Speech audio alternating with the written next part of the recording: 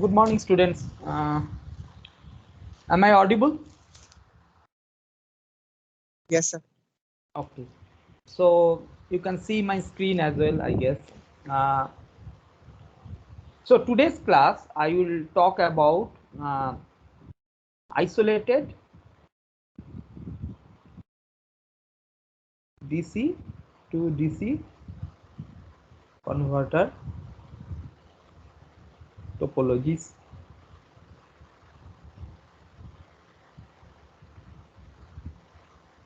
Isolated implies that I have to put a transformer now, another magnetic component, to get galvanic isolation. Transformer plus all the basic topologies that we have discussed is basic topologies that we have GIES that will form the isolated converter topologies.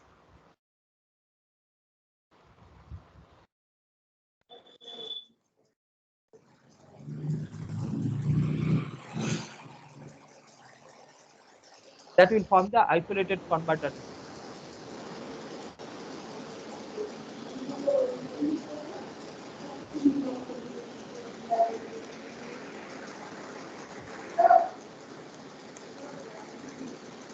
Hello, switch off your mic, please. Switch off your mic. Noise is coming. Switch off your microphone, please. Okay. So the transformer plus basic topologies. Basic topologies means we know that by this time we know that basic topologies are buck, boost, and buck boost.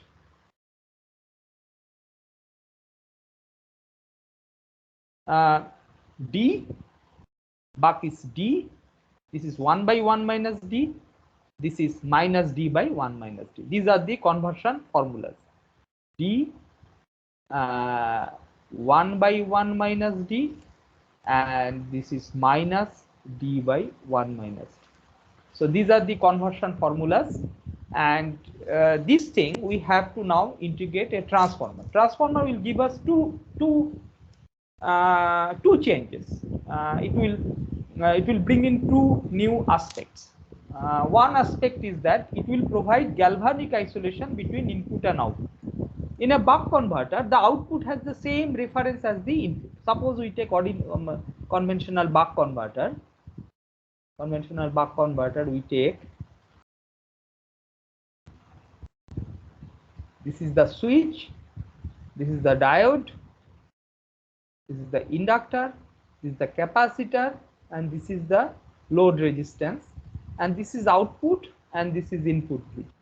But their reference point, output is measured with respect to which point? Minus, plus. So this is the reference point for the output, and this also is the reference point for the input. They are not different. So that is why this is called non-isolated topologies.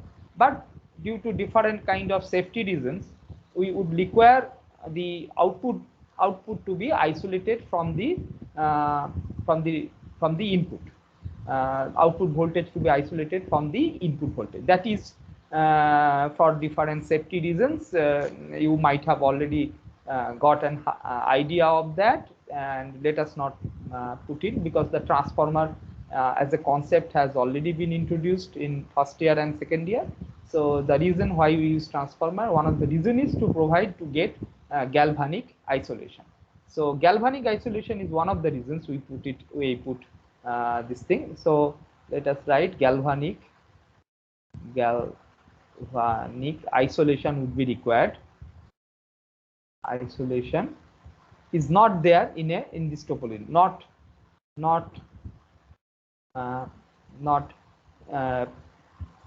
present here, present in this kind of topology. So we would require that in many applications, any of your power supply, that mobile charger, etc., is essentially, it has a transformer inside. It has a galvanic isolation. The voltage that actually you are using for charging the battery must be very low, and the supply voltage is 220 volt. So not only that it requires conversion between AC to DC, but also an isolation between between the uh, between the reference point of the input AC supply and the reference point of the output DC voltage, which must be output DC voltage for a battery charger must be very low. Maybe a battery voltage of 3.3 volt or 4 volt is the, or maybe 9 volt is the voltage level of the battery. In computer, in laptop computers, we get 18 volt, 19 volt like that as the battery voltage. So in the laptop computer also we require an isolation. And the point here is this isolation. You may think that isolation is not an issue, so much of an issue, because I simply, if this is an AC, I simply can put a transformer, but you know that that transformer will be of the same frequency as the supply system. In our case, it would be a 50 hertz, but 50 hertz transformer, probably you have already got an idea that the 50 hertz transformer will be much bigger in size compared to if we can design a 100 kilohertz transformer. So nobody is ready-madely giving you 100 kilohertz transformer. So that you have to infuse inside the converter topology. Then you will get isolation, as well as you will get smaller size. So isolation, just isolation is the requirement. Isolation with very small size is actually the requirement. You have to operate the transformer not at 50 hertz, but at 100 kilohertz, or whatever the actual switching frequency of the device Q is. You have to operate that at the same frequency. The transformer you have to operate at the same frequency, and therefore the transformer becomes a part of the topology, and then it is called isolated DC to DC converter. This is one of the things. Another incidental advantage is there with transformer, that you can scale it. It is also some advantage that you can either boost it or buck it by changing the trans ratio N1 by N2. Here this advantage is required because you have seen in the last class that in a boost converter, even though this function is suggesting that it is V0 by Vg is equal to 1 by 1 minus d, it doesn't mean that as I approach d, the gain approaches infinity. As far as this transfer function is concerned, it looks like that, but due to non-ideality, you will see that another factor will come, and that factor will have a function corresponding to 1 by 1, I mean, function corresponding to 1 minus d whole square in the numerator, that factor, and therefore you will see that the gain is not going to infinity as d approaches 1, but in that, I mean, the gain will be somewhat coming back to 0. In fact, that will be the actual gain of a V0 by Vg due to this correction factor. That correction factor is coming due to circuit non-idealities like the resistance of an inductor, and etc. etc. By the way, I have put some tutorial problems, and I have asked you to practice it, and there are a few of them have been identified as the assignment problems that you may submit, and the submission date also has been told. In that, you see the problem number 8. If you see the problem number 8, that problem number 8 is related to that you will learn when you do it, is related to how the gain actually collapses for d is equal to 1. So you should not have any unrealistic expectation from a boost converter that, well, I will increase the duty ratio and will get any gain from any voltage. That will not be possible. Maybe you will see that in that exercise, in that problem, when you do it, you will see that a gain greater than 3 or 3.5 will be extremely difficult to get. So when you have such difference in the voltage levels, when the supply voltage is 220 volt AC, if you rectify it, you will get somewhat like 325 volt DC. So 325 volt DC to a the battery voltage of 3.3 volt, you will be finding it extremely difficult to handle using one stage conversion. One stage conversion means just using the duty ratio, by adjustment of the duty ratio, you will find it extremely difficult to do it. So always the number of turns adjustment helps. So transformer gives us that option, that there will be a number of turns N1 in one side and N2 in one side, N1 in one side and N2 in another side. So there could be a scaling. So the scaling will be whatever the transformer voltage V1 here and another voltage V2 here. So there will be scaling, that V2 by V1 is equal to N2 by N1. That scaling will be there. So that is also another desirable aspect. So the second desirable aspect is the scaling, voltage scaling.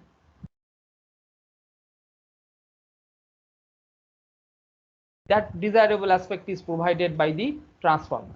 So, and galvanic isolation.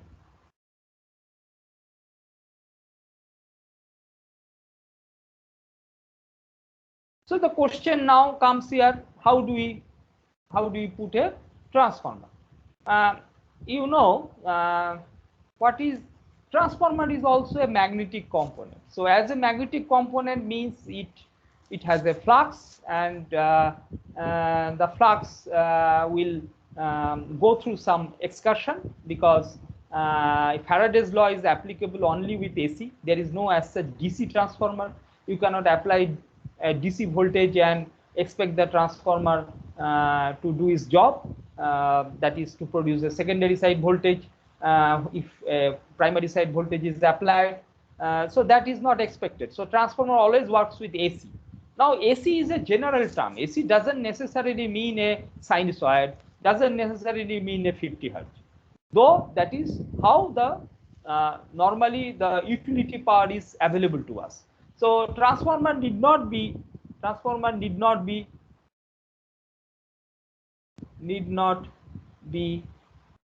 supplied from a sinusoidal AC.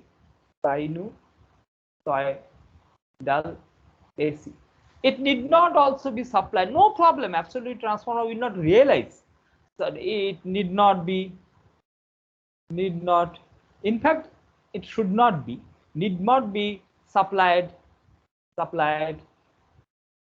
from a low frequency AC. Low frequency AC. That we can see from our understanding of volt second. So the flux is n d phi by dt. So if you are reducing the time, the flux excursion is becoming less. So because it is VDT essentially, voltage into time, volt second. So volt second reduction means the d phi, change in d phi is less. So d phi is less means it is less likely to saturate. So in other words, the d phi less, we can take advantage. Phi is nothing but Bm into AC. So let us see the basic thing here. Basic thing is that this is the basic equation of anything, any magnetic circuit. You should be able to understand that this is basic equation is V is equal to N d phi by dt. Okay, you can take it V in the primary side, N in the primary side, or V in the secondary side, or N in the secondary side. It doesn't matter. The volt second balance is happening in both in the primary side, in the secondary side, right? Because they are linking the same flux. This flux is common to them. This flux, I am just giving you the essence of it first. This flux is the mutual flux. We may also later divide this flux into two parts, mutual flux and the leakage flux. So forget that complications. Essence is V is equal to N d phi by dt. This is Faraday's law. So you can see that V dt is equal to N d phi, and transformer saturates based on the quality that we can write it phi is equal to Bm into AC. So it is like dBm, flux density change in that into cross-sectional area, into the cross-sectional area. AC is the core area or the cross-sectional area of the flux. So Bm is the flux density. The limitation is in the flux density. How much change in whether the flux density of the core is reaching some maximum value, is hitting the maximum value allowable. After that, the flux saturates. That means flux doesn't increase, or flux density doesn't increase for a given cross sectional area. What is the consequence of that? One may think, what is the consequence of that? Because VDT is an applied voltage, the consequence of that will be that flux has to increase. Yeah, because if you have given VDT, there is no other way this thing will be. So if the flux has to increase, then what is the consequence of that? The consequence is that the correspondingly Bm is equal to mu into H. Bm is equal to mu into H. So H is the magnetic field intensity. And what is H? H is equal to mu into Ni by L. L is the current through the coil. So current through the coil or magnetizing current through the coil. So what is the consequence? If it saturates and voltage is applied voltage, it is externally applied. You have no control over it. So you have given that voltage, but you don't know, you are not seeing anything. Suppose the flux has saturated. So then correspondingly dBm has to change. And to change the dBm with mu low, what is the consequence of that? This is the mu. Initially, before saturation, mu was, let us say, 10,000. After that, mu has reduced. After saturation, mu has reduced. It has become, let us say, 100. So what is the consequence of that? To adjust to the same level of flux, what is the adjustment? N cannot change. L is the length of the core. Only thing that can change is the current. So consequence is that the magnetizing current, this current is called magnetizing current or flux producing current. Magnetizing current will increase. So this is what is the consequence of this. Many of us, we think, oh, magnetic saturates means flux saturates. No, really, not really. Flux is not saturating because flux is caused by the volt second. So volt second, as long as you apply, flux will increase, but it will increase with a different slope. Why different slope? Because the mu has changed. Mu has changed. The saturation implies that mu has drastically reduced. That is what it means. So therefore, if the cause is the volt second, the consequence is the larger magnetizing current. And as you know, magnetizing current is not desirable in a transformer because magnetizing current is not doing any power transfer. We always want current that corresponds to the power transfer. It is unnecessary current. Magnetizing current would be only required to create magnetic field, and the magnetic field is required because without which the power transfer will not happen. So that is why it is required. But as such, the payment that we are making or the cost of it is that there will be a small amount, that will be current through the coil, which from the coil point of view means coil is not seeing anything. Coil point of view is the copper loss point of view. So from the copper loss point of view, that current is supposed to be as small as possible. Okay. So however, if the saturation happens, this current becomes substantial. This current, you will see here, it will make it 100 times. If the mu r or relative permeability change, it is not actually mu. Mu is equal to mu into mu naught into mu r. I am just relating this as mu r. I am defining it as mu r. So mu r, if it is, that is relative permeability with respect to air core, will change. The core is now almost like a not iron core, but it is air core.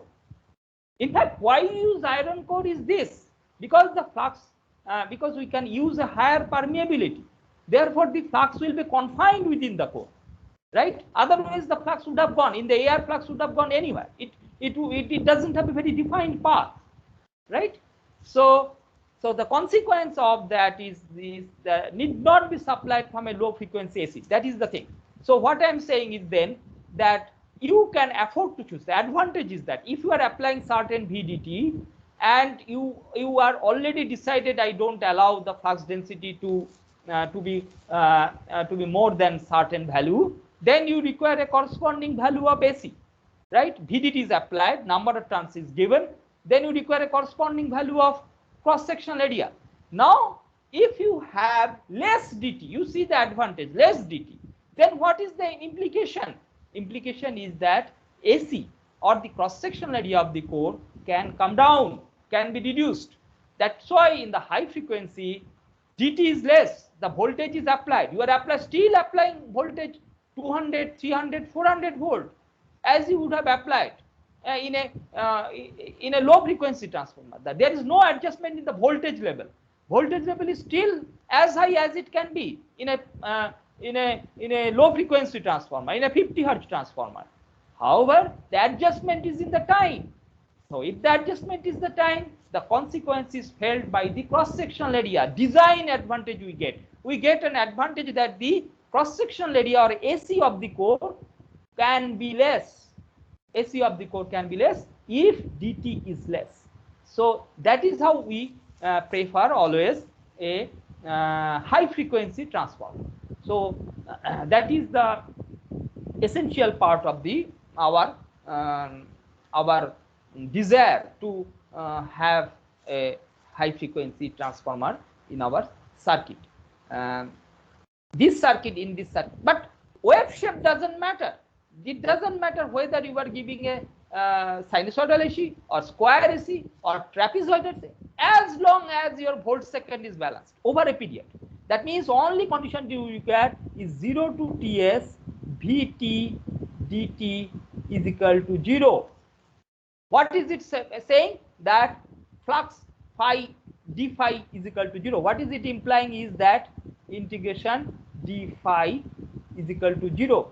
N I am taking here, n d phi 0 to Ts is equal to 0. Okay.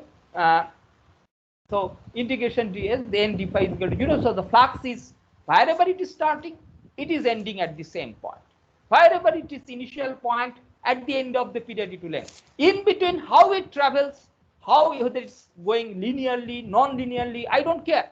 As long as they come back to the same point, same initial point over the period, because then there will be periodicity. There will be same thing happening again and again, right? This is called under steady state. Steady state I am talking about. Transient, the flux will go and build up. That is not what we are talking about.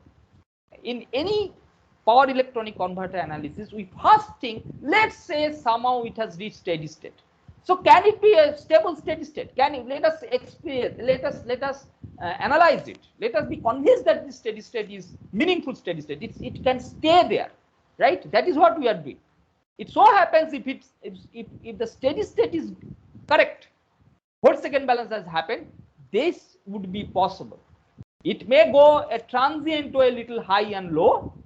That is a separate part of the design. Controller design, maybe you are doing control system course. Control system course will teach you how to reach that steady state in a transient, in a managed transient way, where you are managing the transient by damping, etc., etc. I am not talking about this, but I am linking these two courses. So that is that part. That is the dynamic part. We call it dynamic part. This is what is known as the steady state part. But steady state part is what is important for the power engineers, because power engineers are designing all the LC, etc., based on the steady state analysis. They are not doing this based on the dynamic analysis. Dynamic, you will not adjust the transient response using L and C. L and C have been adjusted based on the ripple, the steady state voltage ripple and steady state current ripple point of view, right? You get that. So right. So you understand that this the way we conceive a power component in a circuit, in a high frequency circuit. Therefore, in our case, you have already understood that convenient voltage waveform is a square waveform or a quasi-square waveform, right? It cannot be a sinusoid. For nothing, I will again generate sine wave, because the switching actions are, you have already understood, the switching actions produce square wave. So we will be sticking to square wave and apply square wave to a transformer. So let's quickly write a few equations of the transformer. Just to refresh your memory, that let us say this is a transformer and the supply here is a square or a quasi square wave, but it doesn't matter, right? So we are saying that this is I1 and let us say this is I2, this is the current, and the voltage is let us say voltage is V1. V1 is normally V1. Okay, I'll put it V1 only. So so let me put it. I'll tell you little later. E1 actually induced voltage wise we should have written E1, but I'm actually let me write E1. And the induced voltage wise plus minus. The voltage induced in this coil is this. The terminal voltage will be V1, and in between, as you know, in the transformer, in between there is a leakage inductance and a resistance. So you can think that there is also a leakage inductance in this case. So I'm drawing a leakage inductance only in the primary side, a leakage inductance in the primary side. But this is what, and the turns ratio, number of turns is N1, N2, right? And the terminal is, again, you can think that there is a leakage inductance there, and this is V2. But you already know that leakage inductance can be shifted from one end to another end. So let us not complicate our thing, and let us say that whatever the inductance is, it has come to the primary side, right? So so let us just ignore this part of the thing. The basic equation is that transformer, how is it constructed? If you look at it, the construction wise, construction gives you very good idea of how a transformer is constructed. This will be the core material, and this core has no air gap, and this, because we want magnetizing current to be very low, we have put no air gap, and there is a coil here, okay, and there is also a coil here.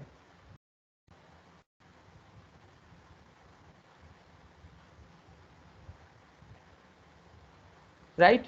We have a current I1 here and a current I2 here, right? We are saying that this voltage is again V1, E1. Let me put it V2 here, and let me put it V1 here. So you see that this current is producing flux in which direction? Flux is going in this direction. Mutual flux is going in. First one, due to the I1 current, this is going in this direction, okay, and the other one, due to this current, this I2 current, the flux is going in this direction, right? So total flux linked by every coil is these two color together, and you are seeing that they are linking the same flux, right? So we'll write this, you call this flux as mutual flux. This flux, total flux, is called mutual flux. This total one is called phi m. That means, let me put it this way: these two together, which is being linked by both the coils, that flux level is called phi m. Okay. Apart from that, there is some leakage. See, there is some leakage flux, which is just linking the primary coil, but not linking that flux. I call it phi L1. Similarly, there could be another flux which is just linking the secondary and not linking the primary. That you can call it phi L2, right? So that is the more general way of explaining, and you would normally write MMF equation this way.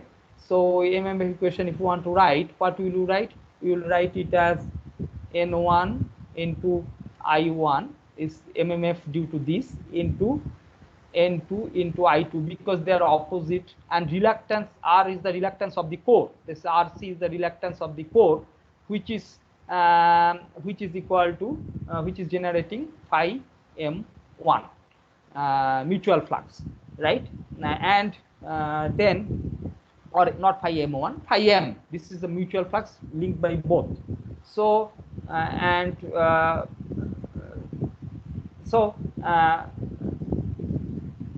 so this current together, I can define it as N1 into IM1.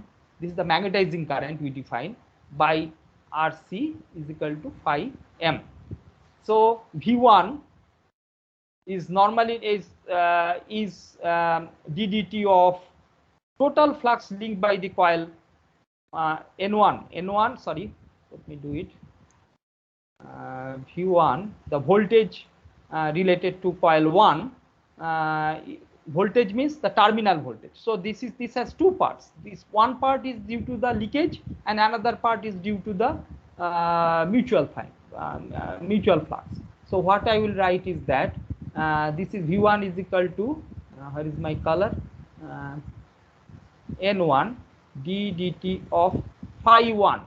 Phi 1 is the total flux linked by the coil 1, which is nothing but N1 d dt of phi m plus phi L1, right? So phi m N1 d dt of phi m I can write it as N1 Im by RC plus phi L1, the leakage flux. Leakage flux I can define as the path is different, but cause is the same. Cause is same N1 as cause is same. So phi L1 can be defined as MMF. MMF is N1 I1, that is the cause, and the reluctance path is phi into air gap or phi into L, leakage path, phi L1, not phi N1, the reluctance L1. So this is how we can describe the leakage flux of the primary coil. So this will be then ddt of this one and plus N1 into I1 divided by reluctance of primary coil, reluctance of the primary coil. So now we can bring it in the inductance into the equation. N1 square by reluctance is L1 Lm1 into DIM1. This is magnetizing current 1. 1 is the primary coil, DIM1 by dt plus this is LL1. Okay, so LL1 into DI1 by dt, right? So this is what is the well-known primary side equation. Similarly for the secondary side equation. So in many cases, in order to understand it better, we'll almost ignore this part. Many cases we'll ignore this part. Leakage, assuming that the leakage is not so significant, and we will be in the flux analysis, mostly will be considered that V1 is equal to E1 is equal to Lm1 DIM1 by dt. This is what we'll be saying, which is nothing but we will say N1 into d phi m by dt. This is how we'll approximate this analysis. This analysis will be approximating in this way. We'll be ignoring many cases. We'll be ignoring because our actual flux balance, because phi m is very much greater than phi L1. So actual flux balance that the core has to encounter has to see in phi m. Though accurately even in phi L1 it must see, okay, but that is less significant compared to phi m. First you have to make sure that phi m is happening. Without that phi L1 you cannot consider at all, because phi L1 is such a big flux. If you make a discontinuity in that phi m, then there is a huge voltage spike. d phi m by dt will be huge because its magnitude is huge. Phi L1 is, let us say, about 2%. We try to keep it around 2% compared to the with respect to the magnetizing flux. So its discontinuity is not desired. In many cases we will not allow it. We will see that later. By some circuits we have already studied the name as snubber or voltage clamp, which are basically will be taking care of the leakage related flux, right? But phi m is the main flux and its volt second balance is our primary concern, and we have to put that into the topology, right? So we have to see that if phi m is increasing during on time, in the off time we have to make sure that it decreases back. Okay, in the topology itself, in the components have to be arranged in such a way in the topology that it happens. Okay, we will not call this as a snubber circuit, we will not call this as a clamped circuit, but snubber circuit and clamped circuit is meant normally for the leakage inductance. Okay, but first concern we have to give, or first importance we have to give, or prime importance we have to give it to the phi m balance, because you see this is the equation, V1 is equal to, I will approximate it as V1 is equal to N1 d phi m by dt. This is the mutual flux. So you have to see that integration of, which means that we have to see that integration of Vtt 0 to Ts is equal to N1 d phi m 0 to Ts is equal to 0. That we have to see. In some way, one may ask, sir, what is the new thing? Even an inductor, we have done it. Even an inductor, well, let us take the buck converted inverter. What we have done? Let me quickly draw it with a switch. What we have done? We have done the volt-second balance. Volt-second balance means the flux has gone up and come down. So if I take the VL, we have done it. Integration of VL dt 0 to Ts is equal to 0. That's why we have said that if when the switch is on, Vg and the output voltage is V0 into D, that is volt into second, right? Plus when it is off, minus V0 into 1 minus dTs is equal to 0. We'll do exactly same thing here. We'll do exactly same thing. So what is the moral of this story? Now in the isolated topology, we we have to consider not only the volt-second balance of the inductor, one of the magnetic components, one of the very basic magnetic filter components, but also take consideration of volt-second balance as far as the transformer is concerned, because transformer is also a magnetic component. It also has to see its own volt-second balance. It has to see this V1 dt across the transformer. If the coil, across the coil, you can take primary coil or secondary coil. It doesn't matter. It is same as integration V2 dt 0 to Ts, because they are nothing but related by number of turns. V1 and V2 has no, as such, not one of them is decided, then the other is decided. That is not, doesn't become independent. And in fact, in a symmetric circuit, anything can be called primary and anything can be called secondary. Even magnetizing current can go from any side. So far in the 50 Hz transformer, you thought that the magnetizing current, this IM1, is always in the primary. There is no constant. IM can also flow through the secondary. Just the flux has to be balanced. You got some idea of that even in a tapped inductor. Though you change the current, doesn't matter. In the other portion of the coil, the current will be adjusting itself as per the MMF balance. N1 I1 is equal to N2 I2 balance. So so not much difference is there. I am not bringing in any new fundamental concept. I am again stressing upon the volt-second balance concept with a square wave. But in practical cases, of a high frequency transformer, we won't get a sinusoidal voltage. That is why we are deviating from our classical power transformers, 50 Hz transformers, high power transformers that we have studied. But we are not deviating in a fundamental manner. We are just saying that the voltage waveform is a square wave. It could have been a trapezoid also. There is no thing. But who will generate a trapezoid? Trapezoid voltage generation is not so easy. So we will not generate trapezoid. We can easily generate a square wave or quasi square wave or whatever you call it, rectangular wave, as long as the volt-second balance is satisfied. That means our objective will be to generate, suppose I have generated this type of voltage, then other voltage has to be having same area. The magnitude of the voltage may be different. But their area must get balanced. That is what I am saying. This is the V1T. This is during DTS. This is during 1 minus DTS. That is what it is saying. Any other shape, any shape is acceptable. You can have a shape. Obviously, you can have a balanced shape like this square wave shape, 50-50, but may not be possible all the time to get that. Okay, so that is balanced. This is also possible. Another may be possible is that a little bit quasi square wave.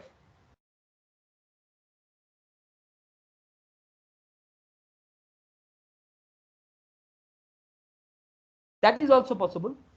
That is also possible.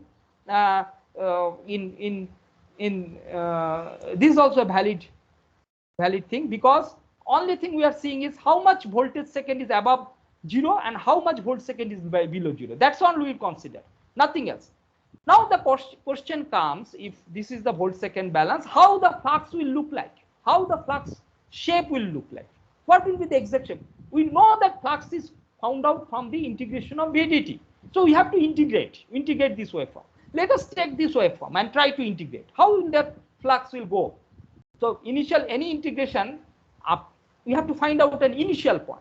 So how do I know the initial point? There comes the second interesting aspect of the flux level analysis. The interesting point here is, by looking at the waveform, looking at this waveform, I cannot decide where is the initial point. I then have to look back at the circuit that is producing it. The circuit, why I am saying this, that some circuits will not allow the magnetizing current or the flux to be negative, won't allow. It will allow volt second balance, it will allow flux balance, it will allow the d phi to come back to 0, but it will not allow numerical value of phi to go above, to have bipolarity, meaning plus or minus. Plus, you can say anything as plus, anything as minus, but bipolarity will not be allowed. I must compare in 50 Hz transformer. You have seen that our flux waveform is plus minus. Our flux goes from this way. In a BH curve, you have seen the flux goes.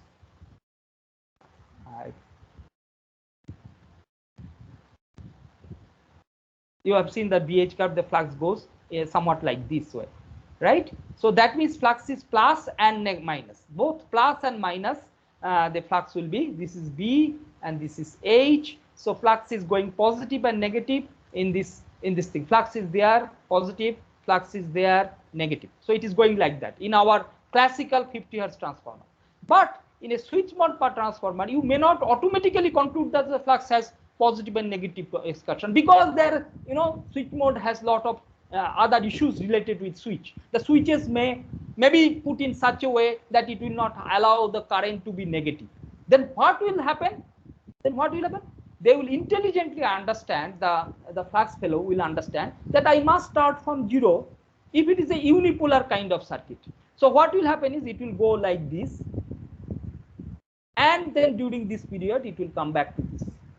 So this is what unipolar excursion is. But some other one in one power converter, I am not generalizing. I am just saying, I am just stressing upon the point that you must look into the circuit now to sketch the flux. It is the flux waveform. Or in other words, it is the magnetizing current waveform. Similar meaning. Magnetizing current and flux have got the same meaning, because this is the only magnetizing flux I am talking about. I am not talking about the leakage flux here. Leakage flux is of secondary importance, much less importance. We will handle it by putting a snubber or something like that. Okay, sometimes we will even allow the leakage inductance to produce a little bit of voltage spike. As long as it doesn't cross the device rating, I am not that much concerned, right? So leakage inductance, don't confuse yourself. You see the main flux. Leakage inductance is a non-ideality. You don't, as we have seen on our analysis method, that we don't consider non-ideality first. We first consider the main aspects of the converter, because it then gives the inner meaning of every component that we are putting here, right? So here, this is the magnetizing flux, which is reflected in a magnetizing current, right? IM1 in the case of, if you are drawing it with respect to the primary side, because currents also will be different. Magnetizing current will be different as per the N1 I1 is equal to N2 I2 conversion. So when flux is common, but magnetizing current is not common. Mutual flux is same in both the coils. Right, but the magnetizing current is not the same. They are equivalent. They make same sense. They make identical purpose. They are created for identical purpose, but the numerically they differ, because the scaling is N1 I1 is equal to N2 I2, right? However, the another converter, you may see that the flux is going minus plus. And you see, I'm always drawing a straight line. I'm drawing always a straight line. So it will go like this. Because why straight line? Because voltage is normally in switch mode power converter, voltage is constant. This level is constant. So integration will put straight line, right? Trajectory will be straight line. So this is the phi m maximum flux that is going, and this is the phi minimum flux is going. So it always goes in one period from minimum to maximum flux. This is the minimum to maximum flux. This is minus phi m. This is plus phi m. Right? Any question so far? Hello, Amritaksha, any question? Any issue? Or Saurav? No, Sauravdeep, anything?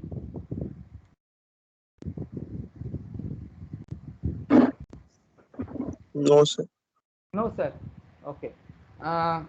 Sir, so these values of phi m, like the initial values, those will be determined by the circuit itself, right? Circuit. I will relate it to the actual circuit. Just let me say a little bit as a principle, so that you see what all options exist. Right now, you tell me. Now, one thing you tell me.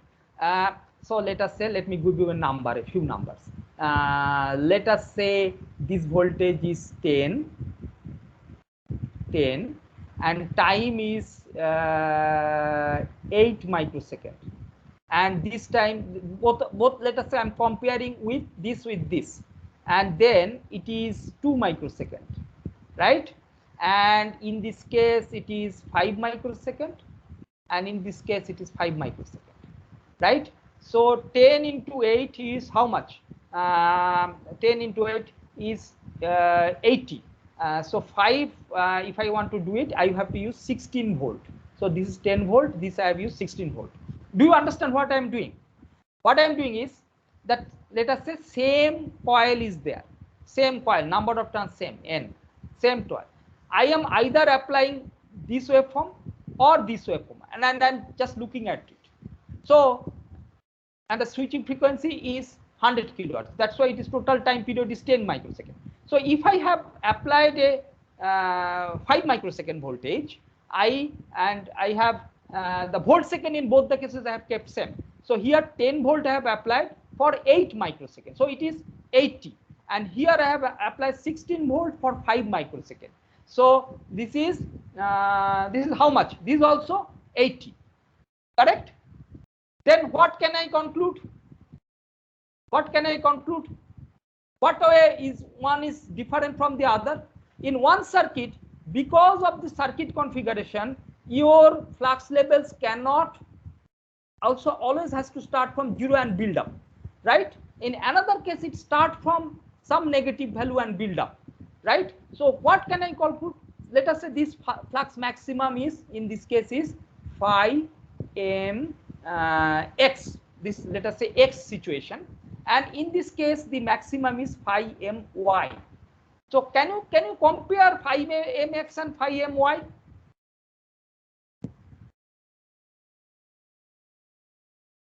Is the question clear or question is not clear? Question is that yeah. So, like, why is that in one case it has to start from 0 and in the other case it can start from a negative value? Okay, so tell me what is the magnitude of phi x, magnitude comparison between phi mx and phi my. The case where it has started from negative value, I call it y situation. Y situation.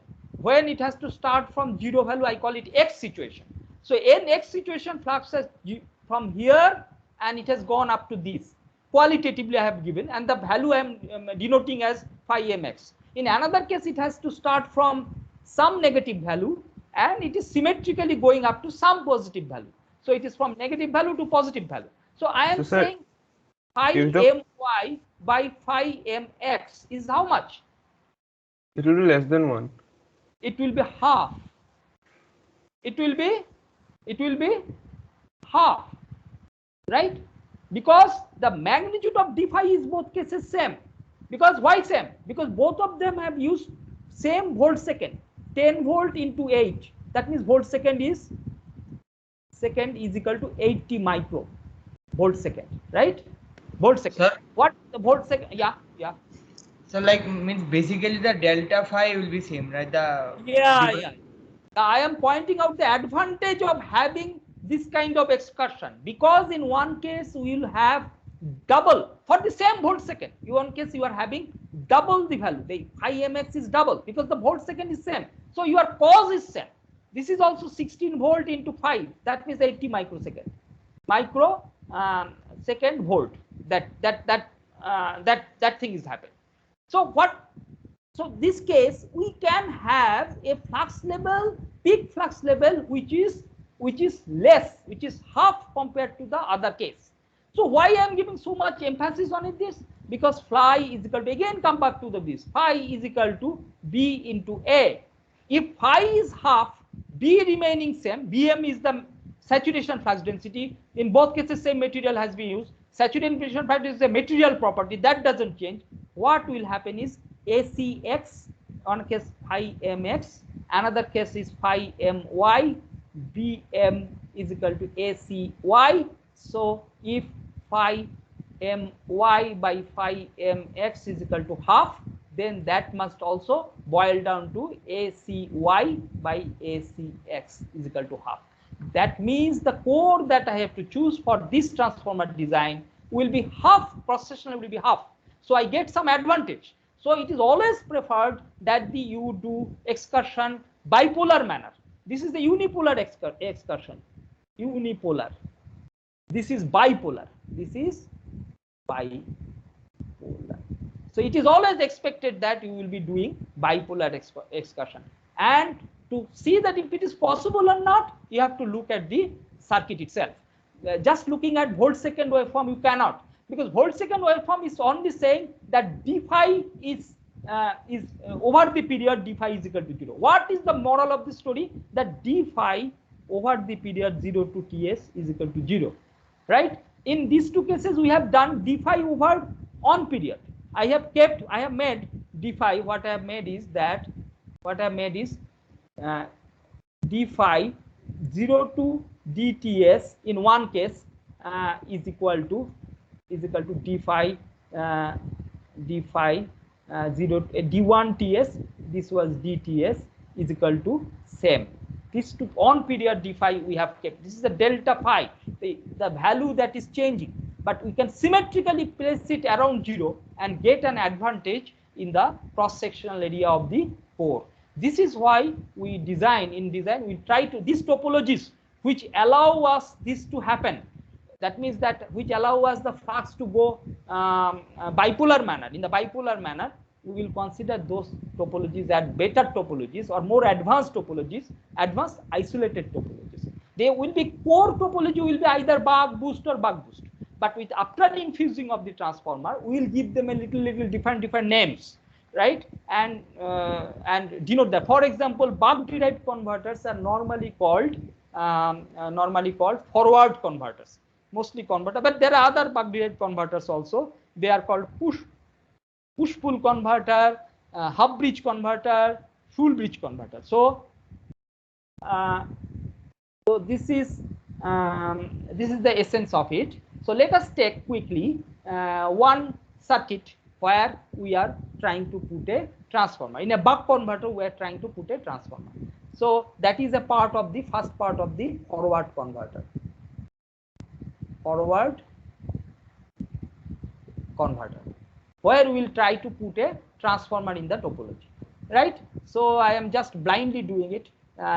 First, let us say what is a buck converter. This is VG. Best thing, you understand that I cannot put it here. I cannot put it here because it is directly across DC. So can I put it here? Can I put it, put the transformer here? Can I put it here? And if not, why not? Can I put it here? You see that what I have done? I have done the buck converter. This is the L, and this is the C, and this is the R. This is the Q, and this is the D, and this is the VG, and this is the V0. So I have tried to find a place where I can put. I cannot put directly across VG. I cannot put directly across C. The only place I can put it is at this point, at this node, that is switching node. That is where Q and D are connected. So, but is it acceptable? This is producing two different references. This is ref 1, ref 2, let us say ref 2, and this is ref 1. Ref 1. That part is okay, but is it acceptable to put it? Why it is not acceptable? I am saying it is not acceptable. You see that quickly. VG, when the VG is on, then the voltage is the voltage across the transformer is VG. When the switch is off, the diode conducts. Therefore, the voltage across it is 0. So this voltage waveform across it is VG and 0. VG and 0. So therefore, it has a DC value, right? This waveform in a periodic sense has a DC value. So what will happen? Flux will happen like that. Go up, stay there. Stay there because voltage is 0, then d phi by dt is 0. This is the flux. The flux movement will continues to build like this, and ultimately it will saturate. So this is not acceptable. So that's why I said the steady state analysis, we can make out many things. So we know that this is not as acceptable. So we have to do something to infuse the transformer. So how can we do it? Let's take a quick circuit. Let's take a quick circuit here that is called forward converter. Forward converter. Right? So this is what I am drawing now. This is VG. I have put the transformer. I have put the switch Q here. Right? As if in first I am not drawing anything other than now secondary side. What I have to draw? Look at that. First, forget that the volt second balance of the transformer has to happen. First, let us satisfy the volt second balance of the inductor because that is the core component. So what will happen? This is VG. So first, if I switch on, this will be plus minus voltage when the Q is on. So then this voltage has to be plus minus, and that has to go to the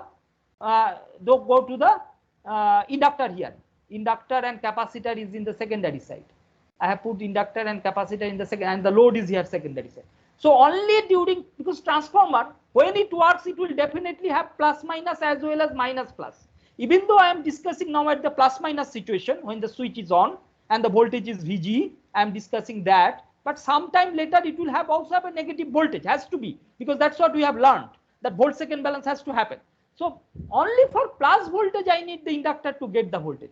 So therefore I have to put a diode here to make sure that negative voltage doesn't disturb it, because inductor's volt second balance is happening how? One end it is getting VG voltage, or now N2 by N1 VG voltage, but the other time it doesn't require anybody. It requires a diode. So this diode will be putting the way we have put the buck converter diode. This is the buck converter Q, this is the buck converter diode D. But this is a new one we have putting, let us call it D rectifier, DR. Just to have an isolated topology.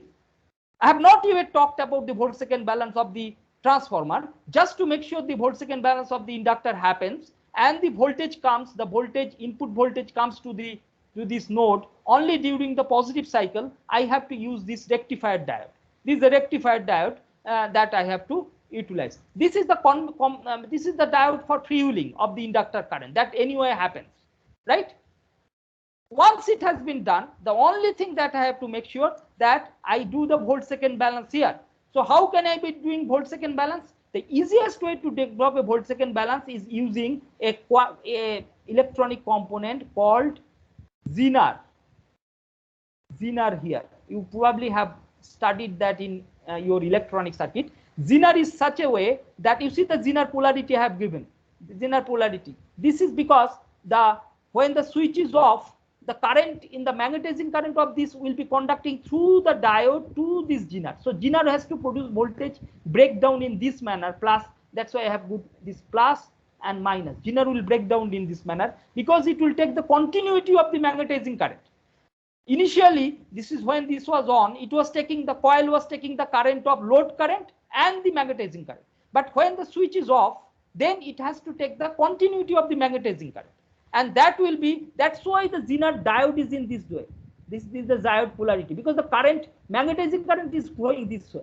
This is the magnetizing current, IM. Magnetizing current is way. The load current initially has flown this way. This is the way load current has flown. And the load current, when it has flown, that has the component of, suppose this is IL, and suppose therefore when this was conducting, the diode was conducting IL. This was conducting IL. but this turns ratio is N2, this turns ratio is N1. So what is the current here? IL into N2 by N1 was the current when this was on. But when this is off, then this current is nothing but magnetizing current IM1, because the load current is not required to be continuous in the square. Load current is not equal. Load current is taken care of by this inductor. So the transformers, load can be thrown immediately because that is not important. Only important thing is the magnetizing current, and the magnetizing current has to be maintained through this kind of Zener circuit, which is doing which is producing a negative voltage, will be producing a negative voltage across the coil. So the volt-second balance of this thing will be happening. Let me do with this blue color. It will be like this. During on time, the voltage is this, which is nothing but Vg, and the time is dTs. You can vary dTs, whatever the thing you require, and then job to make sure that the volt-second balance is happening on the transformer. So it has to choose, this time is 1 minus dTs. It has to choose a Zener such that, let me do a little better job, that voltage may be slightly more, so that area balance is happening, so that this area is balanced by this area. Okay, so next class I will be starting from here, and maybe you also study a little, say if you have any doubt, we'll be talking about this.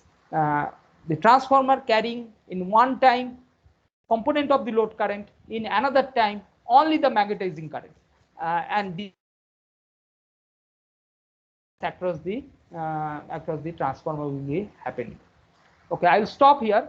In the next class, I will start from this thing. If you understand this, once you understand this, try to understand this, then everything else will follow very easily. Why this is happening? Take every doubt into it and clarify. Why not this? Why this? You should ask yourself and see that this is the only possible way this circuit can work.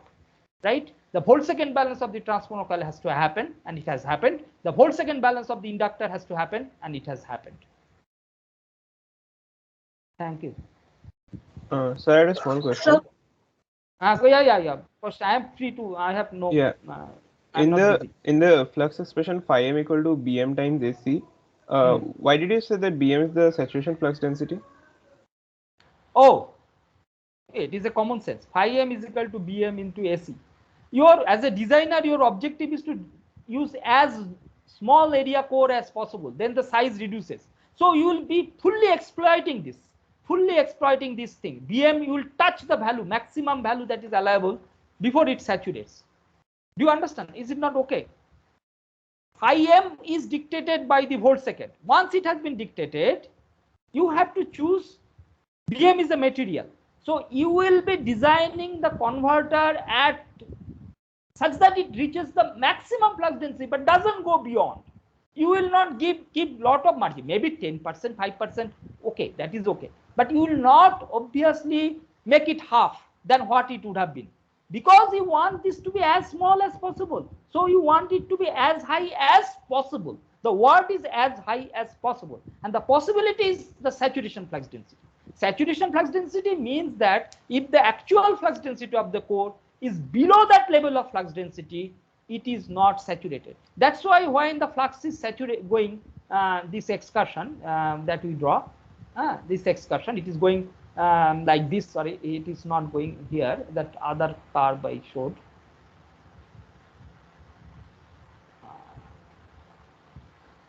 This is going like this. This thing. So I will choose this thing to be such that this is equal to B maximum possible into cross-section area. That's how I will choose the core's cross-section area. Have I answered it or not? Yes, sir. So, another question was that. Yeah. So, like, is it possible to give answers for the non-assignment questions of the tutorial? Yeah, it will be given. It will be given. Okay.